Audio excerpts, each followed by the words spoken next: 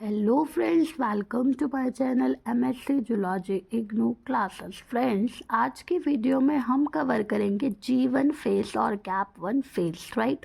So the cell grows physically. Cell जो है वो फिजिकली ग्रो करती है, सिंथेसाइज प्रोटीन सिंथेसाइज करती है एंड कॉपीज ऑर्गेनेलीज, और ऑर्गेनेलीज को कॉपी करती है।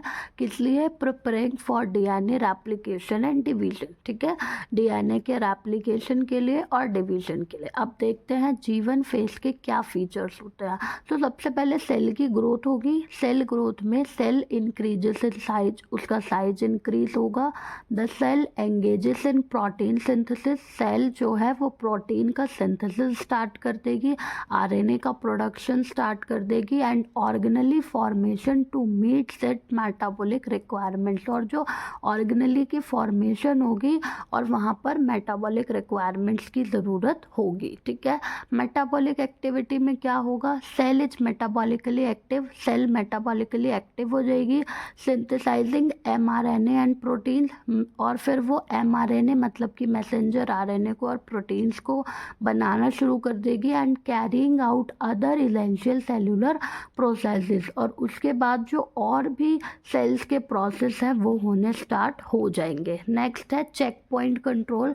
चेक पॉइंट कंट्रोल क्या करेगा? The cell undergoes a crucial checkpoint known as the G1 और रेस्ट्रिक्शन पॉइंट। जो सेल है वहाँ पर क्या होगा? अब G1 चेक पॉइंट में जाना स्टार्ट करेगी, जिसे हम रेस्ट्रिक्शन पॉइंट भी कहते हैं। सो वो इंश्योर करेगा कि cell is ready to proceed, कि सेल जो है वो आगे काम करने के लिए प्रोसीड हो चुकी है। सो अगर हम चेक करें तो that is the G1 face.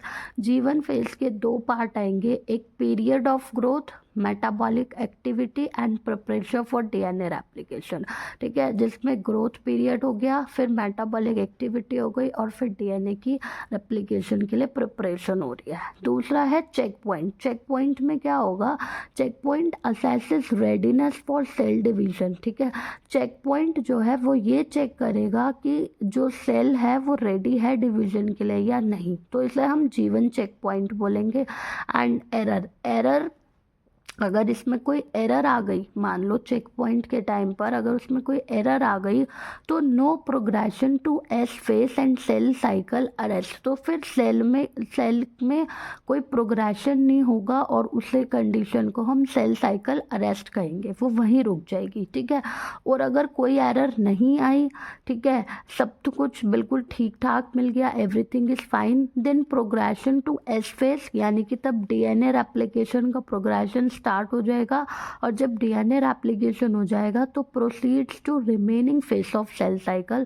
तो सेल साइकिल के जो भी फेस रह गए हैं वो प्रोसीड हो जाएंगे। तो फ्रेंड्स, आज की वीडियो में हमने G1 फेस कवर किया है, नेक्स्ट वीडियो में हम G2 फेस कवर करेंगे। तो तब तक के लिए थैंक यू।